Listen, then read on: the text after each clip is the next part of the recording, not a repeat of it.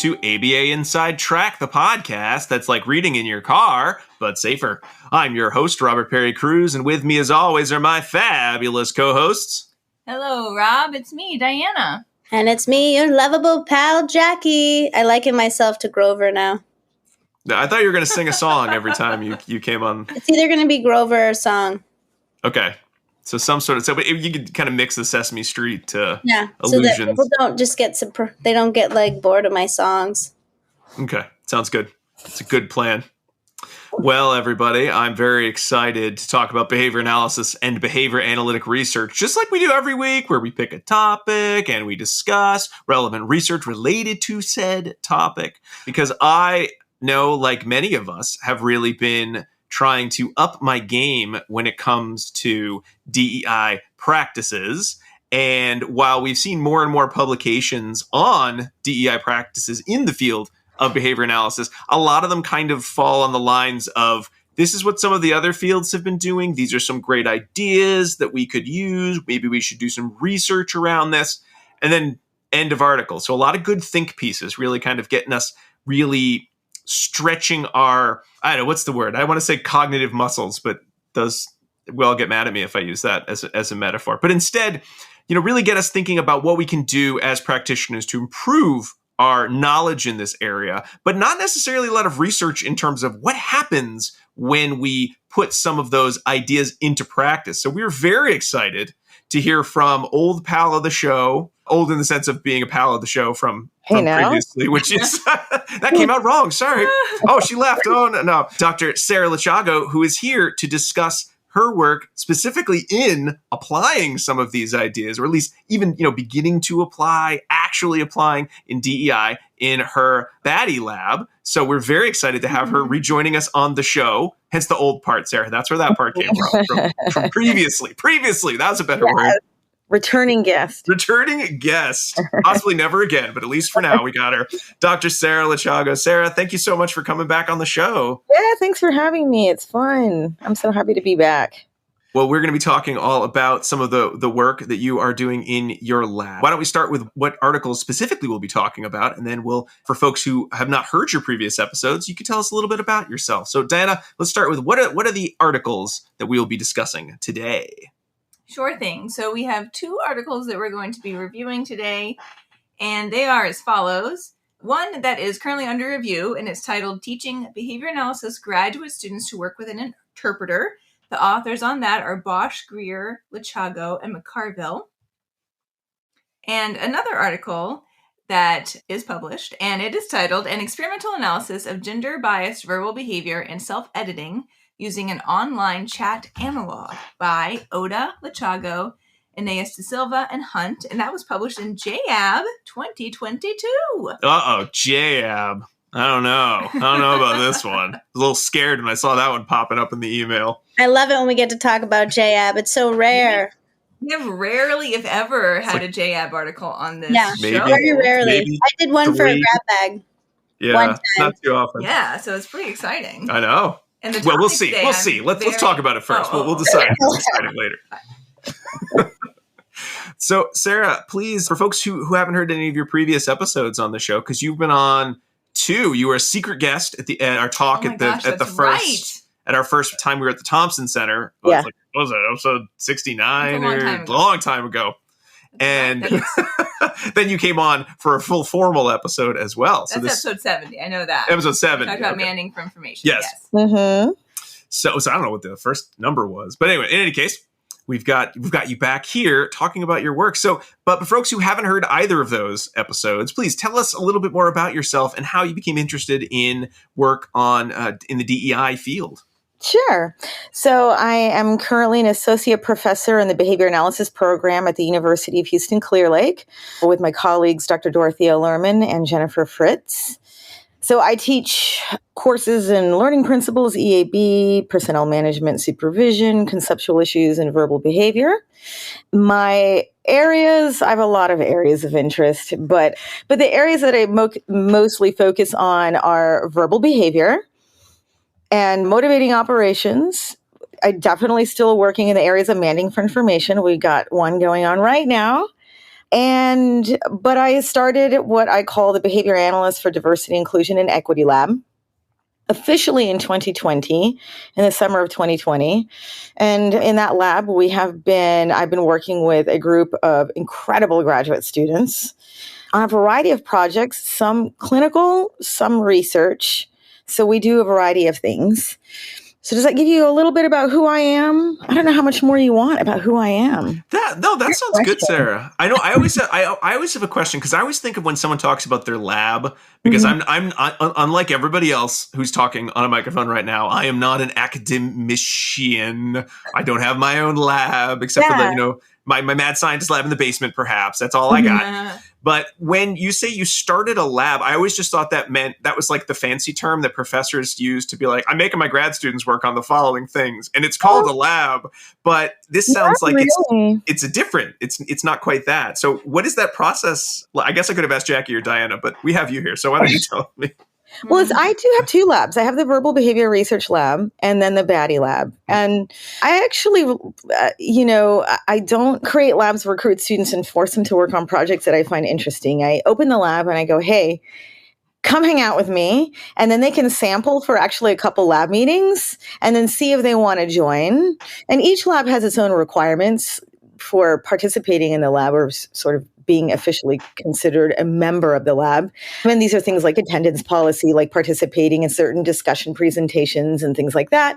For the BADIE Lab, this was something, it was actually my work with Fernanda that started to inspire putting together a lab for myself and students interested in DEI. And DEI is incredibly broad. A lot of DEI studies are about verbal behavior.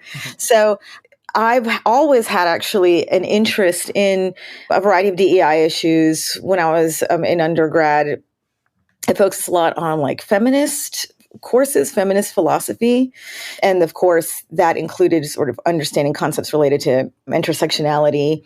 So feminism is also about understanding like the intersection of gender and gender identity and ethnicity and race and sexual orientation and things like that.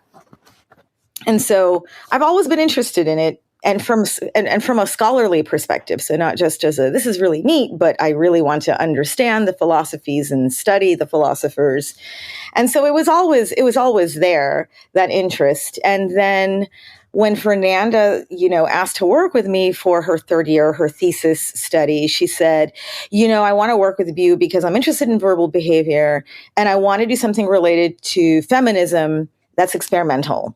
And that, of course, hit every perfect note for me. I said, let's do it. And then I said, so before we do this, I just want to let you know. Did you get hard eyes? Oh, did you get hard eyes when you said that? Yeah. Oh, I absolutely did. Yeah. I absolutely did. And I said, I'm really excited. I said, but I want to let you know that this is a high-risk study. And what I mean by that is high risk in terms of the topic. It's also high risk in terms of the complexity of the study and successfully completing a study in this area and its publishability at the end of it all. It's also the kind of study, at least from my experience and my perspective, that my first thought as an advisor is, oh man, I hope I lead you the right way. Like don't make you engage in a whole lot of work that doesn't eventually come to fruition through a publication. But you've got to try. I hear a lot of people say, well, research in this area is extremely difficult. And it's like, oh, I know, but we still have to do it. And we have to figure out how to do it. And so that's when we started talking a little bit about the study and how we'd experimentally analyze gendered verbal behavior, what that would look like. But then from there, I started to sort of attract other students, like Kenya Miles, a former graduate student who said, I want to look at what it would mean to train graduate students to provide culturally competent care, but like experimental analysis. And I said, okay. So now we looked at more of an applied part of it with respect to caregiver training. And then other graduate students are like, well, I want to do more scholarship and learn more. And I said, well, let's just do this. Let me just start a lab and see who wants to join. And a lot of people want to join. And now when people apply to the program in their letters of intent, many will talk about the BADIE Lab and wanting to work in DEI. which is really nice. And we've had a lot of people, professionals like PhDs, BCBAs, practitioners, actually reach out to me and ask if they could be part of the BADIE Lab or they could join in. And the answer is always no, because it is an experience. It is a lab reserved for my students. Mm-hmm. Sure. And so I want to keep it small and dedicated to them and their interests and their growth and their development. However, we do collaborate with other labs and professionals. So, for example, right now I have a project through the BADIE Lab that I'm doing with Drs. Corina Jimenez Gomez in Florida and Denise Rio at Georgia Southern University, focused on working with Latin American communities. We call it the Latinidad Project.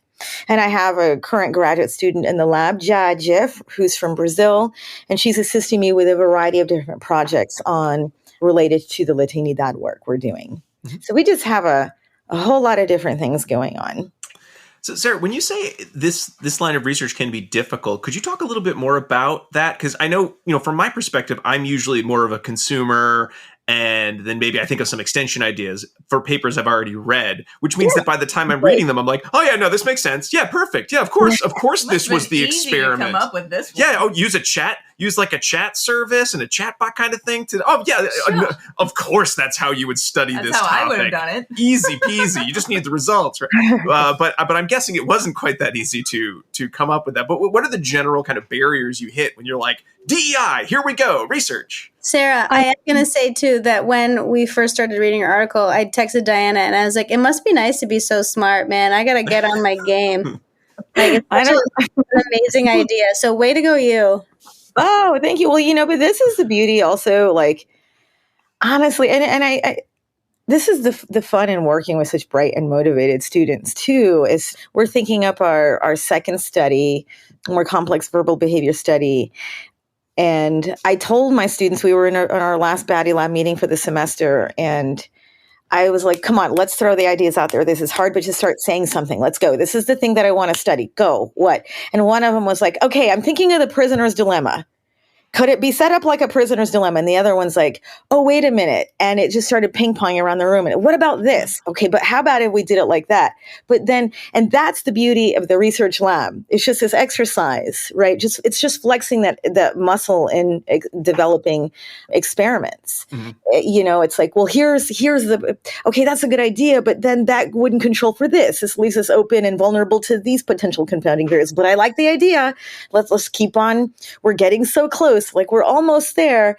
And so that's the fun in it for me, because I get to practice and then I get to help, guide their efforts.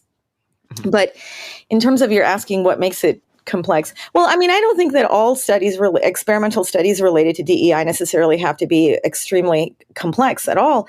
For example, the Bosch-Greer study that we'll be talking about in a bit wasn't particularly complex. It was just someone proposed this idea. Can we just... Now let's evaluate it. Right. It's really that simple. So not everything has to be tremendously effortful at all. And like you mentioned, Rob, there is a robust literature out there of just wonderful scholars, many of whom are my friends and people I admire deeply, with superb ideas like suggestions, recommendations, and curricula. And I'm like, great. Just let's grab it and go. Let's just really go. You're right. That seems like because I think that was it with Bosch-Greer. It just felt like good. Like I expect to see so many more studies like this of like someone wrote this. They had a checklist. Why don't we try the checklist? Let's see what happens when we try the checklist. It seems like, of course. Yeah. And I think sometimes what might overwhelm people when they think of DEI is like DEI is just behavior. And I think people get really overwhelmed at the thought of it because it's so many things. So I talk about it as like constellations of behavior. It involves just lots of different kinds of behavior. So I tell people to just don't get too caught up in that. But some types of studies are a little bit more complex than others when we want to, for example, like the ODA study where we purposely wanted to evaluate where we're looking at something like gender or presumed gender as an independent variable or an SD that would affect what we call gendered responding, interrupting, and pressuring or disagreeing. And then we actually purposefully wanted to evaluate self-editing. That was purposeful. This is why we used the technology that we did. Mm-hmm. In order to evaluate that.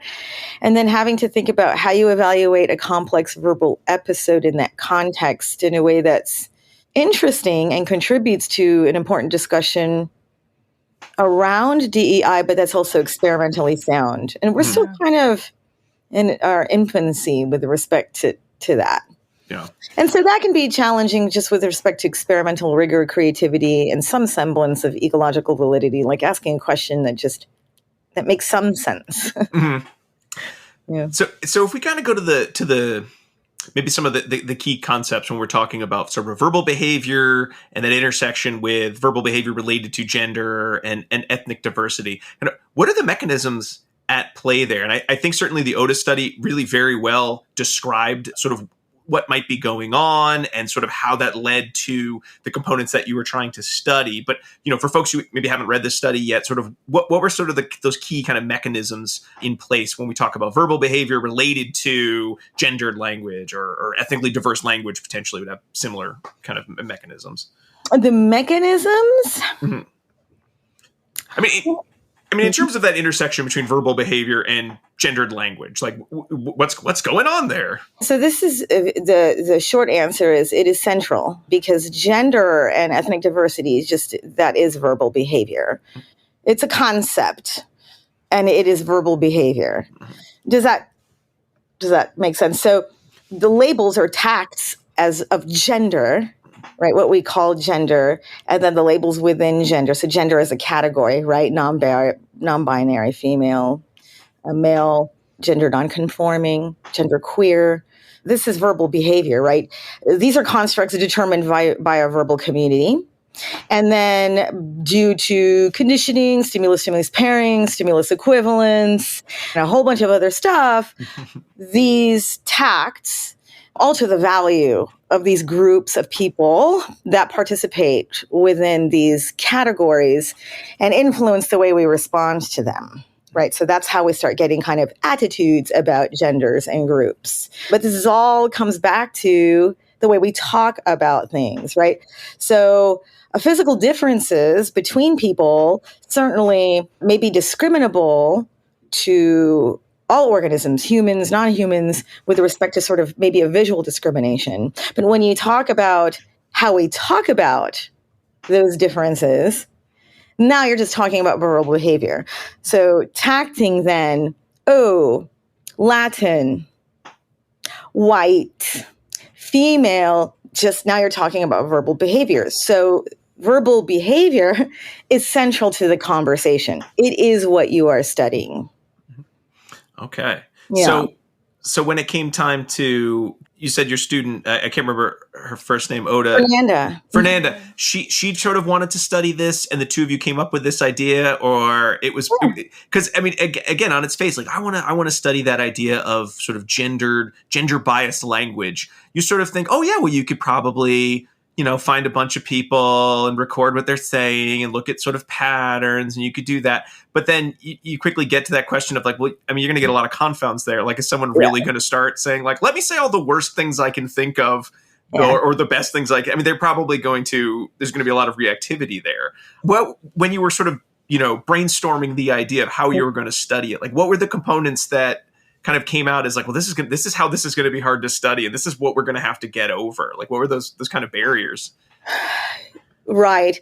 So one of the reasons that I really loved this study was just first, as a researcher, I really had to exercise, well, as you said earlier, sort of the research muscle, sort of. I had to think about my own verbal behavior related to developing an experiment and ensuring proper execution of something this complex. And then I was really having to be sort of thoughtful about being a supervisor in that process as well. Like, how do I help Fernanda navigate this process as well? So it wasn't a matter of like, shh, good idea, let me think it through, but like, okay, great, let's think this through. And they come up with great ideas. Like they're contributing too, right? That's the beauty to me of being a good supervisor, is also learning from your students the reciprocity in that relationship. Like, good thought. Like, oh, wonderful idea. And there was a lot to have to control for in a study of this nature. Mm-hmm. So she approached me I've been working with Fernanda since she started at the program. In our program, she was in my lab, she was in my clinic, and she said, I wanted to do research with you because I'm interested in verbal behavior. I'm also not very shy about my interests and feminist issues and things like that. So she knew this was an interest of mine. It was an interest of her. And she stated explicitly, I want to do an experimental study related to this. I got very excited, and that's when I said, okay, but you understand that it's a high-risk study because there's nothing quite like it, and we have to look at sort of complex verbal episodes, and I don't know that there's, from an experimental perspective, and I don't know that there's a lot to go on, so we're going to have to really create a lot and be very thoughtful about how we do it. Mm-hmm. And so she said, great, I'm game, and I said, okay. And then she wanted to do something evaluating conversations online. We thought it was a great idea. It's a good platform because people are online. It's not an unfamiliar environment. In fact, it's a highly familiar environment, which gives you lots of slices of verbal behavior. Yeah, and gender and it can be permanent products, right? So it's like permanent product. Mm-hmm. You don't have to sit there and be like, record, stop, pause, record, stop, pause, rewind, fast forward. Yeah. Oh, when I read that, I was like, dreamy for data collection. We did record, though. We did record them in session because I wanted to capture every possible, I wanted to capture non-vocal verbal, signs of frustration, really giving the bird to the screen. In all seriousness, we're like, let's just grab it all. But the permanent product aspect was also really enticing. So I said, okay, that sounds good. And I said, but we're going to have to control episodes. We can't just say talk because I can't control for so much. Mm-hmm. It's not experimental. We have to manipulate something, right? And so we knew in order for this to ever be just truly a viable experimental study that could give us results that would be ripe for interpretation, some meaningful interpretation, we had to make it a scenario that we could control. And so then I suggested, why don't we make participants have to collaborate or partner with someone, and we tell them the gender or somehow communicate the gender of their partner towards some resolution, like a game. And that's how that got started. Said, okay, that's cool. We can control a lot about a game. So we can have you come in. And so that's when I said, okay, we're going to have to start working with someone who's going to develop the technology. And then we had to think about what kind of game and what is the point of the game. And we can't make the game too easy, but we can't make the game too hard. Mm-hmm. And then what are we going to tell participants, and how are we going to make sure that they know the gender? And so then there was a lot of okay, let's work through that. And from there, we just kind of one by one, we're sort of touching on all the potential confounding variables. What is going to be the name of the partners? Well, we can't make it, we have to make it sort of ethnically. We're white names. Yeah. These are the whitest female names around. Whitest male names around. Well, we tried. We didn't because it could be confounding. It's is it the name you're responding, the ethnic potential sort of ethnic, ethnicity of the name, so no last names. Mm-hmm. And so we're okay. And we have to make sure that they see the name. Mm-hmm. There has to be some kind of observing response so that I can convince my reader that they know the gender. Mm-hmm. And so it was a really cool exercise in making sure that we were controlling for all those potential confounding variables. Mm-hmm. Everything from the type of game in terms of purposely created multiple potential outcomes that could be correct so that we could program in incorrect. So it was always in those, looks like your partner is going to be the one who's going to be submitting the answers, which did give them points, which did give them a little bit of money. So they had something to lose. Mm-hmm. It looks like it'll be your partner. So that ultimately the partner was responsible. And then there was conditions of where they agreed with their partner or disagreed, and whether the agreement or disagreement led to correct or incorrect. So we wanted to have all potential outcomes. So that's why we left the correctness arbitrary. Mm-hmm. Mm-hmm. Yeah. I really wanted to play these games. I did too. But I just love puzzle games so much. Do it. I hate puzzle games actually, but I wanted to play love them. games just for the I experience. really wanted to play. I'm not good with playing any games, to be honest. But whatever they would do, if we were programming in disagreement, we'd be like, nah, that's not correct. Mm-hmm. Yeah, because it wasn't like, Fortnite. Like, you won, you killed the other team. We It was didn't care. it's a triangle. I don't know. Yeah, I guess that could be an answer, but we've decided it is. We decided it isn't. Right? It was all controlled. Mm-hmm. I know it was like pre-planned, but was there someone on the other side who was typing the answer? Like the Confederate Fernanda was like it was live is what I'm trying to ask. Who was playing the game? Okay. Yeah. Okay. Yes. Okay. Now. So she was on that. Okay. all the different 10 partners. Okay. Great. That's why we got those scripts from normative sampling from people within the program to create 5 scripts. And so each of the 5 scripts, remember, each participant played with 10 people, 5 female, 5 male. So we would use one script and assign it to each gender. So that the only difference between male and female manipulation, if you will, was really the name was gender. So we wanted to control for that as well, because we didn't want it to be like, well, the quality of the conversation, the exchanges are sort of different when this person was assuming themselves to be female or male. It's like, no. We wanted to be, but we wanted to collect those scripts to keep it naturalistic.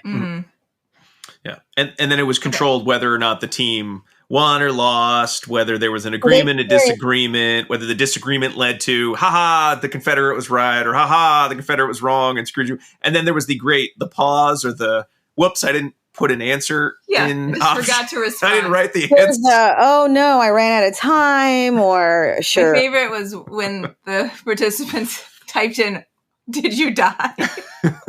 So the self-editing part, the backspacing, Fernanda did not have access to that during the research session, but could only access that post-session to retain authenticity. It would not have been a private event if you had access during the episode, of course. Well, and Sarah, that almost was like a separate bonus experiment that you threw in there of like, what about private events? Oh, that was deliberate. That was a bonus. That is. Oh, no. I know you planned for it, but it almost felt like you could have just done this experiment. Don't worry about the self. But the fact that you had captured the self-editing, you could capture those private events because, was that something that, I think you mentioned that was early on you wanted to do that, but that does kind of feel like one of those situations of, were you just typing something and you deleted it because you're like, that's too mean. And you said, wait a minute, experiment idea. No, it was inspired by Dr. Phil Chase, and I think his experimental partner, is it Axelrod? They actually did something similar years ago. And we were like, this is great. Why aren't people doing this? And we have much better technology now. Was it the watching one when they were watching TV and measuring the verbal behavior, like watching TV versus watching or reading the magazines? It was like a cell phone. Oh, not I think it was like a cell phone study and like texting. But it's interesting because I actually presented this as part of a larger presentation a few weeks ago for the Simmons Advances in Behavior Analysis conference. And I talked about the study, and he was in the audience. And he just came out with just all the joyful support in the world. Oh, that's so nice. I think, very appreciative by our taking inspiration. But that's what we do. That's science. It's iterative when we take inspiration and we just keep pushing forward, right? It's a group effort. And I think that even if you come out with something cool and, we hear some really neat things about this paper, and I support, Fernanda. I think this is a seminal paper. I think if it's the first of its kind, I think it's groundbreaking and super cool. But you never do these things alone, right? We are a product of this amazing history of fantastic, brilliant researchers and friends and colleagues who give us these great ideas and help us out along the way. And so, yes, there is very deliberate and just such a neat feature. And we're like, hey, there's a technology here. So let's use it and see what we can do with it. Because I would guess most people probably use all sorts of different language when they're like, I'll just delete it. Or they're like, I didn't enter, I deleted, so it doesn't count. So I thought it, I didn't say it because I didn't write it down, but in this case, they did. And the fact that they had written it, you were able to track that to see if that was a pattern. And you got some fun. Self-edited responses. At least one or two got mentioned in the paper. We got one particularly animated participant who was just as animated during the debriefing process, apparently. Really? Fernanda. I was like, well, it's consistent, right? It tracks, but of course we had to debrief because we had to deceive. So, yeah, and that's always one of those things of, I feel like talking about deceiving Confederates, it's like a study like, oh, it's not the 70s. You're not doing those studies anymore. I mean, are there still a lot of Confederate deceiving studies, or was it just sort of you had to go through like a lot of revisions, a lot of IRB review, or the fact that it was, well, it's just these kind of games, there's no harm, we're going to debrief right after?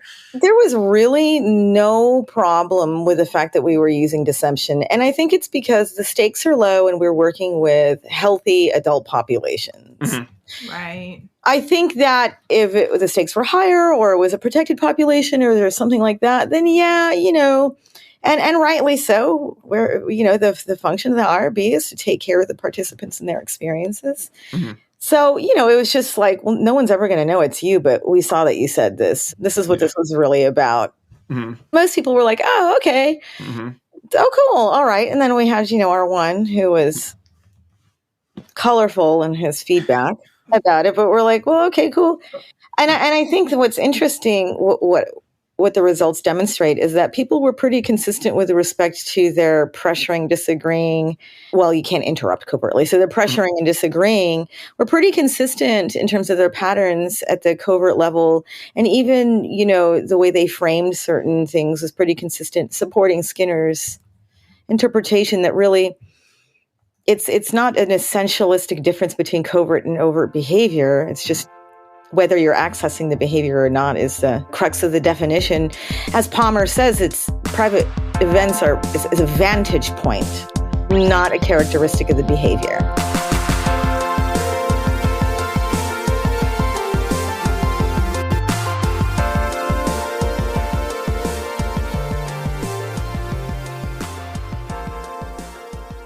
Do you want to be a BCBA? Sure, we all do. Now you can come to Regis College in Weston, Mass. to get your graduate degree. Choose from any one of these courses. Masters of Science in Applied Behavior Analysis. Masters of Science in Special Education. Dual degree in Special Ed and ABA. Or be eligible for your postmaster's certificate. You can complete your degree and be ready to sit for the exam in 2 years. And our 2017 grads had a 100% pass rate on the BACB exam. Come enjoy practicum placement support, ethics mini handbooks, PhD-level professors, small class sizes, and a service trip to Iceland. If interested, don't delay. Supplies are limited. Learn more at regiscollege.edu. Again, that's www.regiscollege.edu, regiscollege.edu. One more time, www.regiscollege.edu. See you there!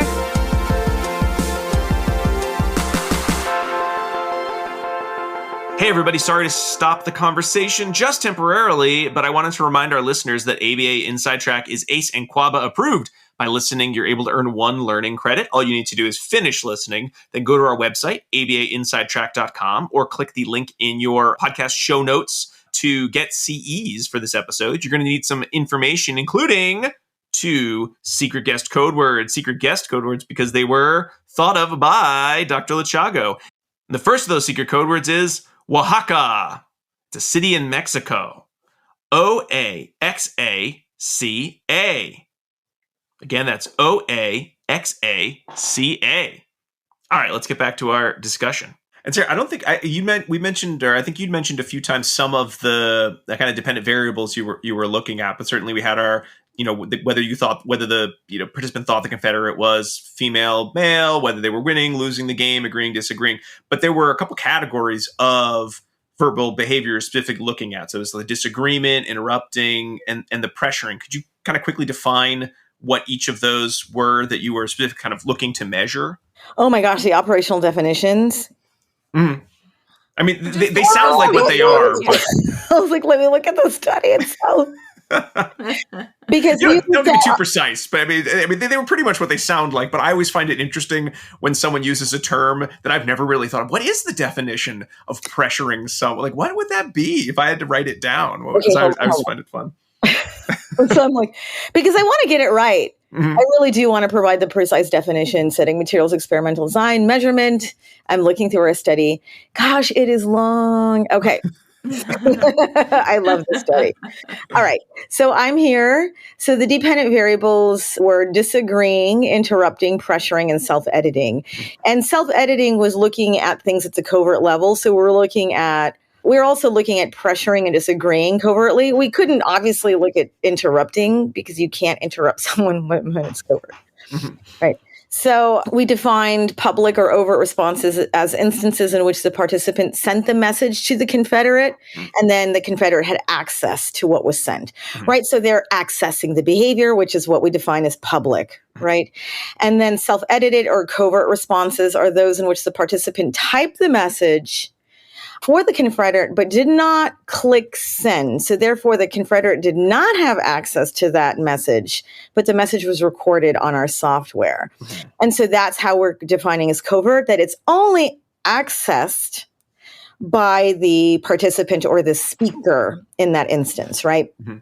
Because remember, if you're somewhere and you scream at the top of your lungs, as long as no one else hears you, that's a private event. If the tree falls in the wood. Yeah. Not a within the skin event necessarily. It's just about who's accessing it. Mm-hmm. Yeah. Also, I do like the distinction that Schlinger brings to the table when he talks about, and I make sure my students think about this. He talks about, he says, I don't like to talk about as not accessible behavior, but just simply not currently accessed. Because it does make you think about the behavior in a different way that I don't think is sort of philosophically in line with our thinking. If you say it's not accessible, you're sort of almost suggesting that it's almost like a mentalistic event. It's not that it is not a physical, true behavior or measurable event. And that's not true. It's just simply we are not in a place or situation, or at the moment it is just not being accessed by someone outside of the behavior. So disagreeing was defined as any instance preceded by a statement or suggestion made by the Confederate about the solution of the problem, in which the participant typed the word like no, or a sentence, I don't think this is the answer, maybe it's this.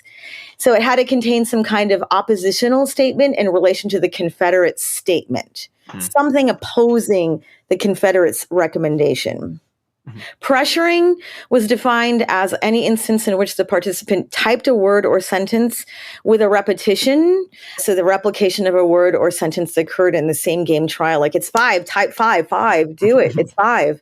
Or tacted the countdown timer. You have 10 seconds, we're getting close, hurry up, we're almost there. Or if they mandated for the Confederate to send the answer, type it, please send the answer. So that's pressuring. Interrupting was any instance preceded by the Confederate starting to type first, and then the participant would send a character, word, or sentence while the Confederate was still typing the message. And this is the beauty of the written form. We can see the bubbles. Yeah. So we can objectively say, you are interrupting. They're talking right now, and you are talking while they talk. I thought about that the other day when someone was sending me a text, and I'm like, "You're taking forever. Let's go. Here, I have the next thought. I'm putting." It makes me bonkers. I'm like, question mark. Come on. I'm such a. But then sometimes they don't. Like nothing ever comes through. I'm like, oh, I know. You decided to stop talking to me. So were the bubbles saved in the chat in the permanent product? I do believe they were when we go. Must have been, right? Yeah. Interesting. Okay. But Fernanda also had access to that during the sessions. It was self-editing that she did not have access to, which was defined as in any instance of moving the cursor backwards to a location and entering new text or clearing the written texts.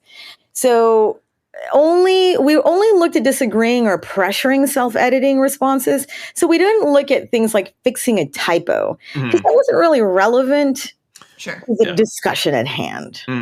Right? Then you just be that, like, sorry, Karen's out there. Then you just be a Karen. It's just, it's just not relevant. It's not relevant. It's collecting data on behaviors, just irrelevant to the behaviors of interest, gendered verbal behavior. It's like, well, you can go ahead and fix your typo. That's fine. Right. So when all was said and done, Sarah, I know this was meant to, as kind of a proof of concept. So it wasn't, and now we've learned the secrets of gendered language. But, were there... We did it. We did the one experiment. We solved it all. All done. Yeah. So kind of what were the kind of the final results? Like, were there any patterns that, I wasn't expecting that, this gets further research? Was it more just about, this is a cool way that we could probably use to further study this phenomenon in more applied settings? Like, what were the big results? The big results. So here's what I'm going to say, because there are a lot of data. Mm-hmm. A lot. Oh, can I tell you, this is supremely edited. Mm-hmm. So when Fernanda first showed me all the graphs, I was like, oh, wow, this is something. Mm-hmm. This is something. You're like, I love data. Let's get, until you had to look at it, all like 27 graphs and all these different analyses. Well, it seems like you probably could have, if you really wanted to, of like, let's just pair things together and eventually we'll see something really cool. And just because there were so many there were a lot of variables. We also did a script analysis. Mm-hmm. Oof. Yes. And that's also in there. So what I'm going to say for your listeners is read the study.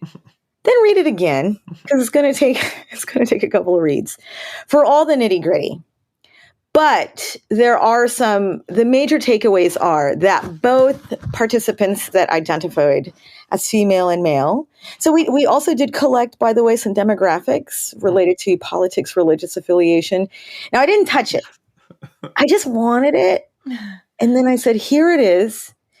We didn't want to do anything past that analysis because it would go beyond the scope of the paper, but we just thought it'd be interesting to know. Mm-hmm. Think about maybe someone reads it and goes, hey. Mm. But here's what we know.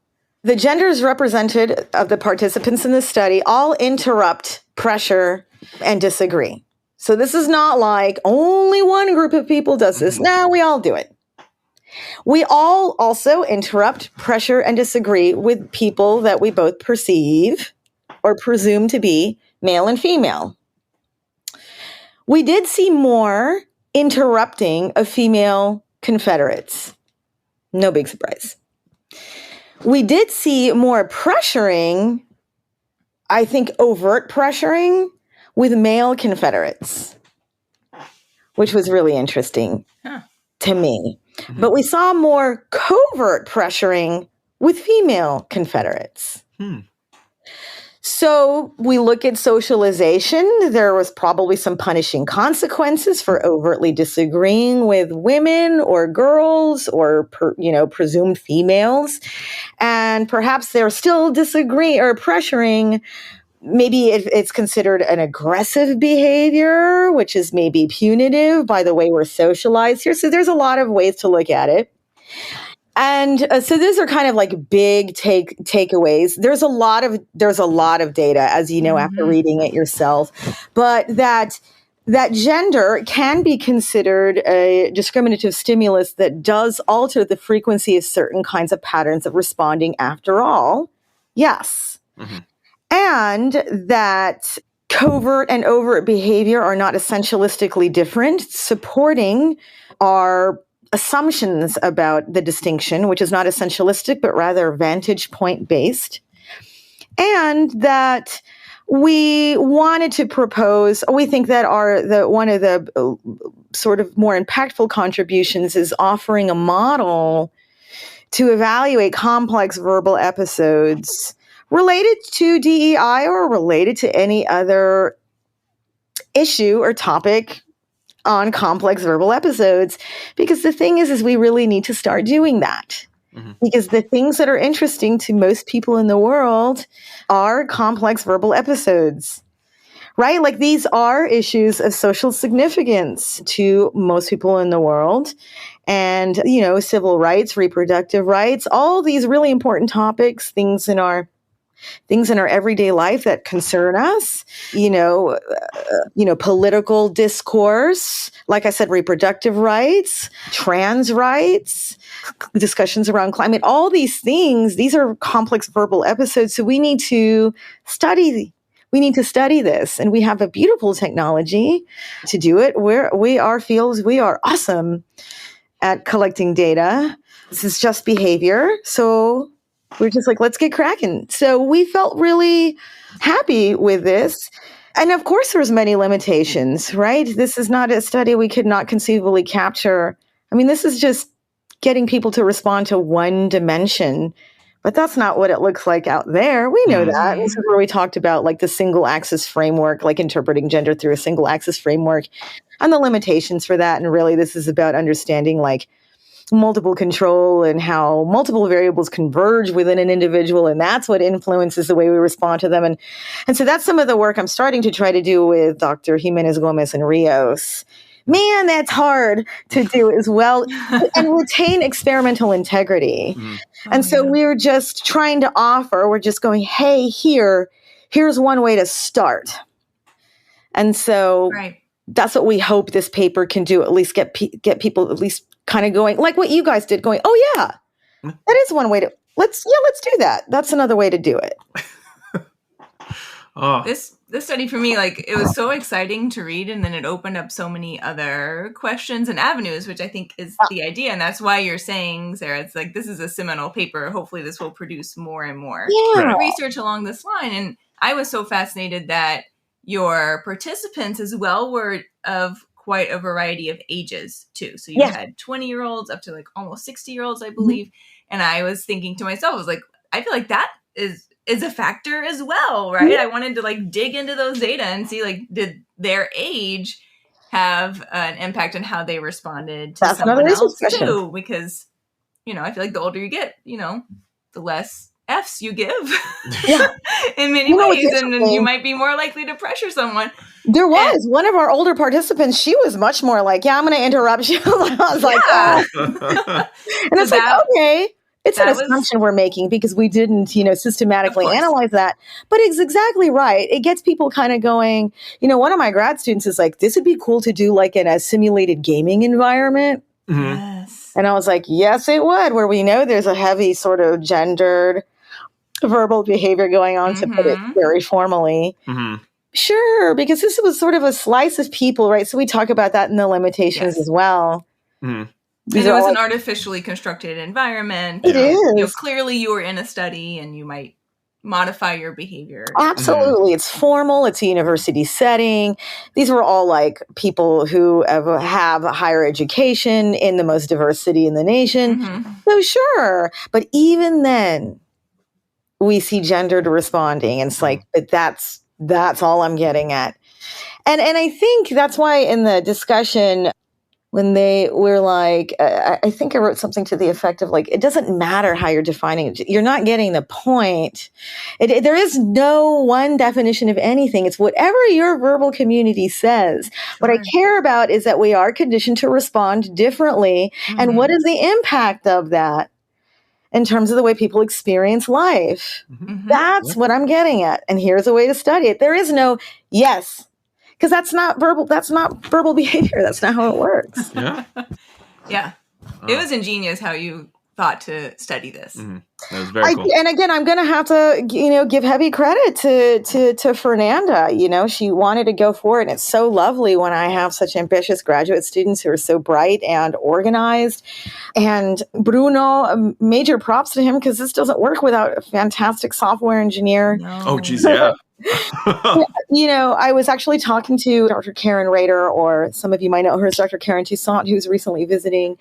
And I told her, I said, I love that this paper is in JEAB, a deep debt of gratitude to our associate editor, Karen Leonelli, Denolf, and then our panels who helped whip this into shape, and Dr. Mark Galizio, the editor-in-chief, who was so behind us and really working with us and was really excited about getting this paper into JEAB. But one of the things that I also think is important, aside from the fact that this topic is now published in JEAB, is that the first three authors are Latinx individuals and the first two are Latinx women.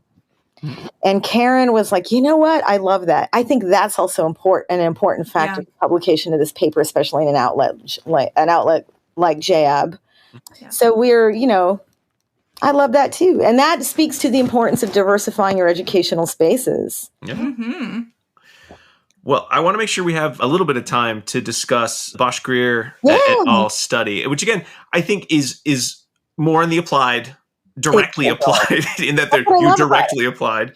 And I'm just sort of was wondering, was this again, something that looking at the Dowdy et al. 2021 study, looking at sort of BCBAs working with interpreters, of like, let's kick the tires on this checklist. Let's see if this is actually worth you, because everyone can come up with a checklist and it can sound very smart, but then the question is, but is this really any good? Like, if we do this checklist, will we see improvement in care? Will we see improvements in relationship building? Or will it sort of be like, that was fine.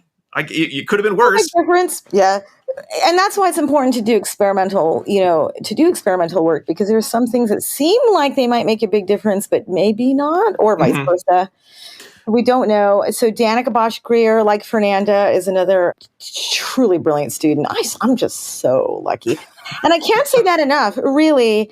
It's just when students they're so hungry and so creative, and that's fun to work with. And I learned so much as a researcher and as a supervisor and as a behavior analyst, because they make me work. Mm-hmm. So Danica, like Fernanda, was actually the clinic coordinator for my verbal behavior clinic. And we serve a lot of Spanish-speaking families. And we had to get a lot of interpreters, students to interpret, and I had to interpret. I wish there were a better system of getting professional interpreters. But one of the things, Danica is very dedicated to providing culturally, sensitive care to linguistically diverse families. She actually studied, I want to say it was in Colombia during her undergraduate years. She wanted to work with Indigenous Americans.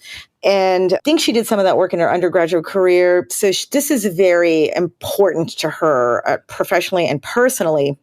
So she just wanted to evaluate, there's just no experimentation in behavior analysis about just teaching therapists to effectively work with interpreters. And it is important because it's about verbal behavior and effectively communicating with families.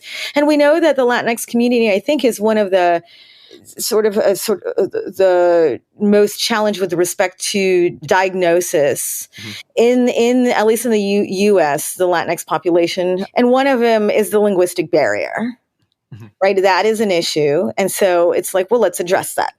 And let's make sure we're doing the right things. Because were we? No, we weren't. And so we learned from this study. So she said, hey, you know what? Someone published something on this. And I said, oh, cool. And she said, but it wasn't experimental. And she said, so let's just test it. And I said, okay, let's do that. That sounds perfect. Yeah. She's like, I just want to test it. She's like, I just want to do something that we can just bang out and do it. I want to be, Danica's a very ambitious student. She said, I want to get it done before my third year. I want to submit it for publication before I'm out of here. I said, okay. And we did. And so the results were very interesting. So we tested for social validity, both with families, but also with the interpreters. That was I love that, because I assume social validity, like the interpreters, almost like, which is so mean of me, but they're a tool. They're not getting the services. I just need them here. They're here to deliver my message and the family's message, so we can communicate. I don't really care what they think. At the end of the time, they're going to go away. And but it was such a fascinating piece of the study to care. They're part of the team. Well, what do they learn about it? They're part of the team, right? So if you think about it, they're a colleague as well. They're kind of doing something really important, because, when translation is just about interverbal behavior that produces the same outcome in your listener. So it's not an exact thing. It's me getting I need to get this right. And so you and I have to be good. And I have to really understand your goals here, what you need to happen here. So it's not as simple like, I'm going to say some stuff and you're going to say it too. Okay, good. Right? This is not what we do with colleagues either. When someone's helping you with data collection, we're not like, just look at stuff and write it down. You're like, hold on, here's what we're walking into, right? So it's the same sentiment. And how are you experiencing me? Also, I think it's important that behavior analysts start to think a little bit about how other professionals experience them. That's a very good point. We're not awesome historically at that. And so I like to encourage my students to think about being a team member working interdisciplinarily with people in a way that is supportive, collaborative, maybe even fun, dare I say it, thoughtful, working with other professionals and saying, you have something really meaningful to contribute.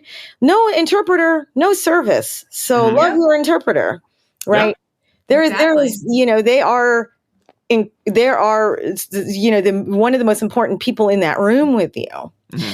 So we wanted to see how they were experiencing things as well. Yep. So we evaluated caregiver understanding. Did you literally understand us better? Mm-hmm.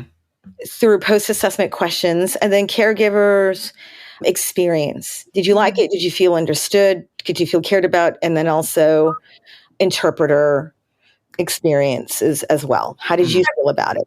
I like both of those two extra, right? Those feel like ways that behavior analysis have been lacking in the past, right? In some ways. And so I think that's nice that's where behavior analysis hopefully is going. So I appreciated those two sections. Oh, wonderful. Well, thank you. Yeah, I think, that's part of DEI as well. Like, do you actually act like you're caring about other people's experiences? That's the applied part, right? Like socially significant. Yeah. But the primary dependent variable is using behavioral skills training to teach our therapists to interact effectively with the interpreter. Mm-hmm. And then one of our therapists required just a little extra visual prompt. And here's the good news. It works. It's fast. We used programming or procedures that are familiar to every behavior analyst out there. And that's the good news. I want to be able to publish stuff where I can say, good news, guys, you're already doing this. You can do it in no time at all. Yeah. I do not want to be like, okay, y'all, this worked, but it's insanely cumbersome. Mm-hmm. You're going to need $3,000 worth of technology, 10 extra people. Like, no, every clinical director is going to just come and find me and be like, no. So I love being able to say, good news, this thing you've always been using works and it takes no time at all. And if that doesn't work, doing this little bit works as well. And so it was very successful. But what we found what was interesting with the caregivers is that they understood us well at the beginning and at the end, and that they experienced everything positively throughout the experiment. Mm-hmm. Now, that's good news in the sense that it's like, all right, well, everything was pleasant throughout. These were actually real families we worked with. Like, you have to make that preface. They were real. They were not confessed. They were not like students acting like families. Yeah. They were not cartoon characters. Yes. So, we talk about that in the discussion. Like, it could have just been the case. It was very simple, like snippets of intake. So maybe it was just sort of content-wise, very easy to understand to begin with. And maybe it's just the fact that our therapists are trained to be very pleasant and kind and supportive, and they really were genuinely experiencing things very positively, which is, okay, great. It could be cultural. We know that in some cultures, it is actually very rude to critique service providers, caregivers. There could be some of that. Mm-hmm. It could be that they felt that they knew they were going to be put to the top of wait lists for services in exchange, that they felt a bit like, I don't want to be critical of something that's getting me something good. So it was like, okay, that could have been the case, that we talk about these possibilities and what future researchers can do to sort of thread apart these potential effects. But what was a really interesting outcome is that the interpreters experienced a pretty significant jump in positive feelings about it after training. From pre to post training made a big difference in the way the interpreter was experiencing the training or the therapist's interactions with them post training. Right. Yeah. And that is really neat. That was a happy surprise. We're like, well, that's cool. Like, so this is sort of twofold. How do I improve the way I communicate with linguistically diverse families? Highly important for what hopefully is obvious reasons.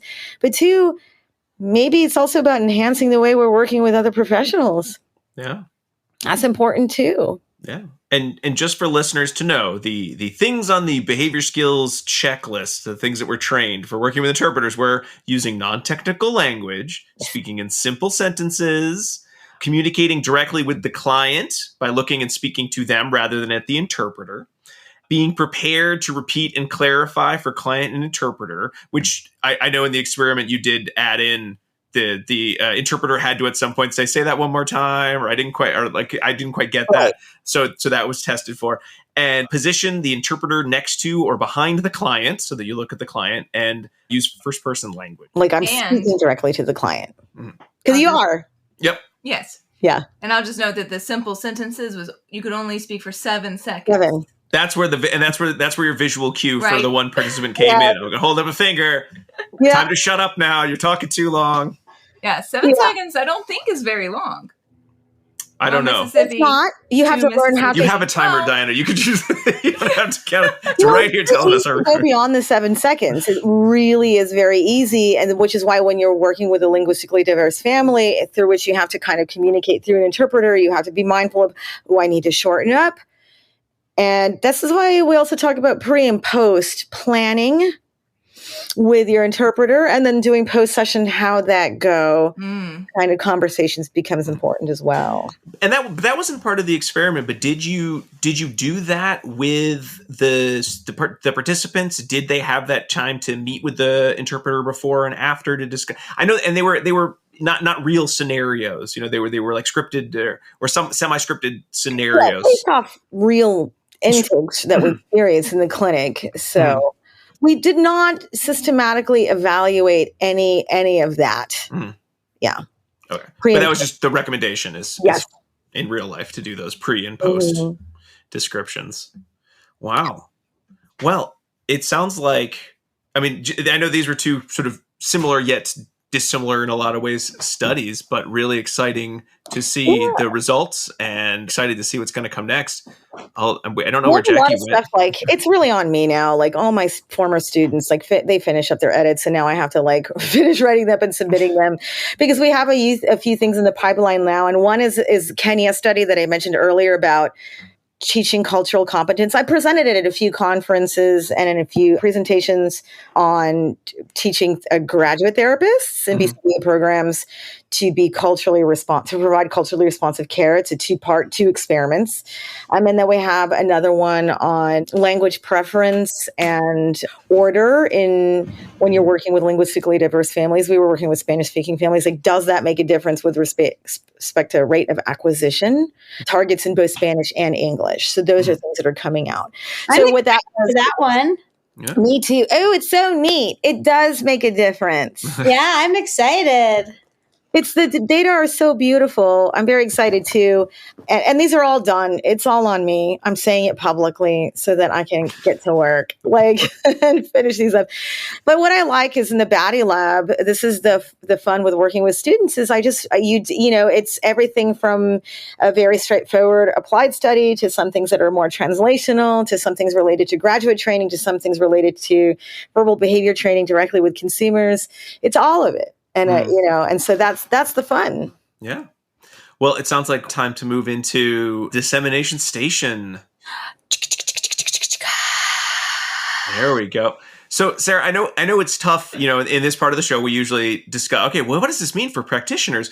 And it's sort of hard to take two, really fascinating studies and say, and now you can do this at home because, again, one was kind of more of a proof of concept. So there's going to be more research there. Perhaps working with interpreters, I guess your mileage may vary depending on where you are in the world and where you're practicing, whether this is something that you will be asked to do. I assume you will be at some point, but you may not be currently asked to do. So kind of, are there any sort of big themes that, from the BADIE Lab that sort of, folks out there should be thinking of, or some like interesting extensions that based on some of what we're learning, you might want to try this out in your own work, or just be thinking of or looking to read? Like, do you have any suggestions in that regard? Wait, there were like 8 questions. I know. I'd like to ask 8 questions in one, then it counts just as one question. Reading or read things, like recommendations of things to read versus things to do in practice versus research extensions. I think that one of the big takeaways is really for researchers out there or students, there are hopefully, it's clear to you now that there are tons of potential experimental research extensions. There is an abundance of wonderful publications out there recommending curricular, modifications and, checklists and interesting ways to program. But now it's time to experimentally assess. Mm-hmm. So that's, to me, like the biggest takeaway. Let's start experimenting, because we need so much more. Like I have, but two cool studies, but they're just two studies. You will be working with, how's this? There is no escaping. So one of the things I talk about in my most recent presentation is there really is no escaping like DEI. So even if you're a person who says, I have no interest in doing this as a research focus, which is fine. My interest is not to recruit everybody in the world to be a DEI focused researcher. I understand that. However, you are a person who potentially trains graduate students or trains RBTs or directs clinics or trains other BCBAs. You're in a position where you are affecting other people's behavior, and you are probably working with supervising, training, or serving people who are different from you. Mm-hmm. And how you teach them, how you approach them, and what you say to them is meaningful and impacts the trajectory and their experience and your own experience. So know that it is something that you have to pay attention to, that you exist within systems and in a world that is diverse and that is occupied by people different from you, and that it should interest you about how to diversify your educational and workspaces. And it should interest you in how to properly serve consumers who are different from you, and how to maintain a workforce that knows how to sensitively work with consumers who are different or linguistically and culturally different from them. So you can't escape that. So whether you're going to take this on as a research interest, it doesn't matter. You're going to be in service of people who are different. So that you do need to keep up, and you do need to be interested in this, because it does impact the work that you do, and that it is a legitimate area of scholarship. So this whole idea that's like, this is about feelings, or this is actually about behavior. And behavior is our domain. And it is about behavior of social significance. And you go back to our 7 dimensions, and social significance is very much the stuff of ABA. And so this is what we do. And it is not magical. It is not fluffy. It's behavior. And we need to continue to find ways to experimentally analyze these behaviors of significance. And so I think that's where I'm just going to leave it. I think that's very well said, Sarah. Thank you so much for that. Well, Dr. Sarah Lechago, thank you so much for being on the show again. Thanks for having me again. 3-Timers Club. If folks want to, I know they can't, unless they're applying specifically to your graduate program, they can't just email you and join your lab. You already made that clear. But maybe they could collaborate, or they could share ideas or chat about the work going on. There are a few things. I hope I can send this to you. So my BADIE Lab has 2 resource repositories. Mm-hmm. This is for everybody, and I mean everybody. ABAI's DEI committee said that they were going to use. We gave it to them. I don't know if they publish it to their website, but I don't know if it's something that you can publish, but I'm just going to send it to you. Mm-hmm. And it's a resource repository for all things DEI within behavior analysis and outside of behavior analysis. We have disciplines outside of that, and it's experimental and non-experimental publications, also podcasts, children's books, works of fiction, nonfiction, workshops, all kinds of stuff as well. And that there is a way, when you click on the link, to also contribute to the repository, because that's going to make it much better, is when other people contribute to it too. But it's something that is part of a requirement for being in the BADIE Lab, is to consistently contribute to the repository. And then we have a Latinx repository where we have all things ABA published in Spanish and Portuguese. And then all the publications in English in there are about serving Latinx communities. So that's one thing that I'd like to share and give people access to. And then I do have the BADIE Lab we have a BIPOC high school mentorship program. I'm interested in kind of recruiting BIPOC individuals to have sort of greater representation at the master's and doctoral level in our field. And so we started this high school mentorship program with this awesome high school across the street. This is our second year doing it, kind of going, hey, we're here. They didn't even know that we're a field and things that we do. And so we're just kind of recruiting, other awesome AP kids. We had one participant last year. We have 2 mentees this year.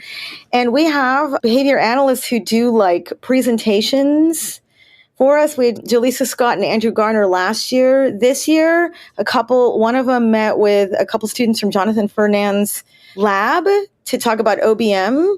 And then the other met with Jonathan Baker to talk about aphasia. And so we have these really nice collaborations and professional relationships. And then the Latinidad study is our collaboration with Drs. Jimenez Gomez and Denise Rios. So we do like to collaborate with folks in that way. And we're always so thrilled to have people contribute to our lab. Well, awesome. if you send us those links there, I can put them right in our kind of show description. So they should, if they're just links to places, should be able to just click them through your podcast player or on our website. And I will have my 2 fabulous co-hosts who will help me remember to put that in because I write a lot of those descriptions. So sometimes I forget things, but I will, I like links. You were asking Sarah her email. Oh, yes. And Sarah, what would be your email though if folks wanted to reach out more or to discuss these topics? Sure. DEI? It's Lechago at uhcl.edu. So that's LEC as in cat, H as in hat, AGO as in orange at uhcl.edu. And finally, we come to the last segment of the show, pairings. Diana, tell us what would pair well with today's episode. So if you liked this episode, there might be some back catalog episodes you want to go back and listen to again or for the first time. And I have several to mention. So the first one is episode 94. We discussed gender diversity in the field with Aaron Donovan and Kristen Lancaster. You might also enjoy episode 128, where we discussed diversity and inclusion with Adrian Bradley and Kat Jackson. You might like episode 135, where we talked about social justice in ABA. Aaron Donovan came back for that episode and was joined by Denisha Jingles. And finally, episode 163, where we talked about LGBTQ plus diversity in the field with Camille Morgan. If you do decide to go back and listen to any of those, or you want to listen to this one again, I also have a snack and drink recommendation for you. So I chose a snack and a drink that, in a nod to DEI, have a lot of different and varied components, but that come together harmoniously. So I think that you might enjoy a nice round of Chex Mix with this episode. If you're not familiar with Chex Mix, you mix a lot of different things together, including wheat Chex, corn Chex, rice Chex, peanuts, pretzels, Cheez-Its, and you make a delicious sauce to go on top of them of like Worcestershire sauce and butter and maybe some hot sauce. And you drizzle it over there and then you bake it all in the oven. And it's so delicious. It's a delicious coming together. And if you're digging on that, then you might also enjoy, but enjoy responsibly, a Long Island iced tea. Because this is a drink that, again, pulls in many different ingredients, including, but not limited to, vodka, gin, rum, tequila, triple sec, maybe some nice maraschino cherries. That's a strong drink, but it is quite delicious. And again, is quite a variety of ingredients. So that's like my little nod to DEI, I guess you could say. And then finally, and I'm not going to do this every time, but just in the context of this episode. Wait, what are you doing? You did not run this by the rest of the co-hosts. There is a song that I know of that just really spoke to me when we were talking to Dr. Lechago. And it's from, I don't know if you know this, Rob, the NPR Tiny Desk concert series. I do not know. I'm not classy enough to listen to NPR. Sure. Folks send in their songs, and then there's a winner each year. So this was the 2019 winner. And the song was titled Erase Me, and it's by Quinn Christopherson, who is a trans man. And the song is about his experience of transitioning and what life is like for him now and the privilege that he's come into after that transition has occurred in comparison to before. So it just speaks to what we were discussing in the context of the Oda et al. Article and how those types of gender biases are present in our interactions. So if people want to go check that out, it's called Erase Me by Quinn Christopherson. Okay. As well. Great, but you should not listen to music while reading a paper or listening to a different podcast. No, it would be very hard. It's just a pairing. It just makes you do one then the other though. If you have some leftover Chex Mix, then go listen to the episode. You could eat the food. Listen to the song. Or drink the drink while you listen to the music. You could. But you have to do it probably sequentially with the actual episode. Yes. Okay. That's why I'm not going to do it every time. I just wanted to say it. Okay. Gotcha. I hear you. Okay. All right. Well, folks, we hope you enjoyed our latest episode of ABA Inside Track. We want to say big thanks to Dr. Sarah Lechago for coming on the show. Third timer on the show. Very exciting for us. We want to also say thank you to all of you for listening to the show, for subscribing on your favorite podcast player. If you haven't, we'd really love it if you did. You can find us online, abainsidetrack.com, where you can find links to all of our previous episodes, links to the articles discussed in this episode, as well as some of the links that Dr. Lechago has sent us, and also where you can purchase CEs.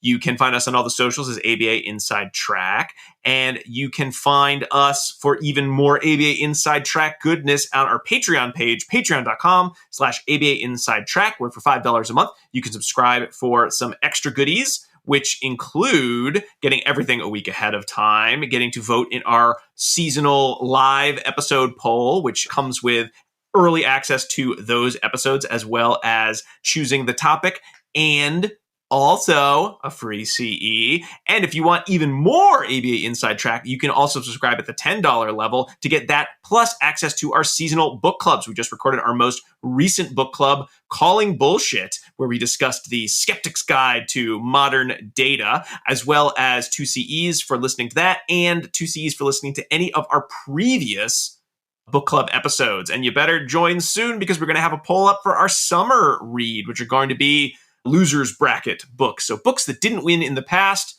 but that Diana really wanted to win. And so she said, let's put them back out again. So they'll be there again. So don't miss your chance this time. Again, that's patreon.com/ABA Inside Track. Before I say some final thanks, don't forget that second secret code word. It is BADIE, the name of Dr. Lechago's lab. BADIE. Which stands for Behavior, Analysis, Diversity, Inclusion, and Equity. That's it. BADIE.